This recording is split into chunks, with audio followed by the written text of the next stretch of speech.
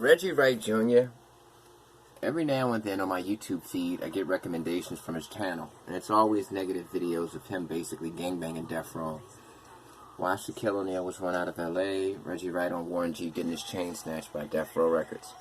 Now, first of all, Reggie Wright feels like it's his duty to represent Death Row, its legacy, and he feels like anybody else, like Snoop Dogg and Harry O, don't deserve to represent its legacy, or Tupac's legacy. He's the only one capable of doing it. Now, I believe that Reggie has always had a repressed fantasy of being a gangbanger. If you know anything about him, you know that he grew up in a Piru neighborhood. He was always friends with Pirus. And he even brags about the fact that he ordered Pirus to beat people up and commit acts of violence.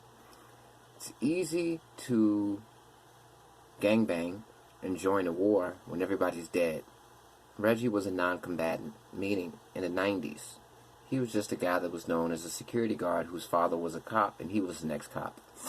Now, Reggie Wright wasn't aggressive in the 90s. Reggie was not confrontational. Reggie did not gangbang in the 90s like he does on YouTube right now. Back then, there were too many combatants around. He wouldn't speak reckless about Crips. He wouldn't speak reckless about Southside Crips because back then all the combatants were still alive or free and not in prison. In 2022, everybody from Reggie's generation who was about that life either died or they're doing a long time in prison or they're older. So there's nobody from that era to really check Reggie. They say that history is written by the victors. I say that history is written by the guys who just outlasted everybody. The guys who were on the sideline when everything was popping. And then when everybody dies, they come out into the field. And they say, hey, let's play now.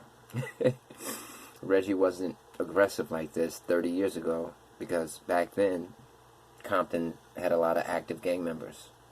And they wouldn't stand for that.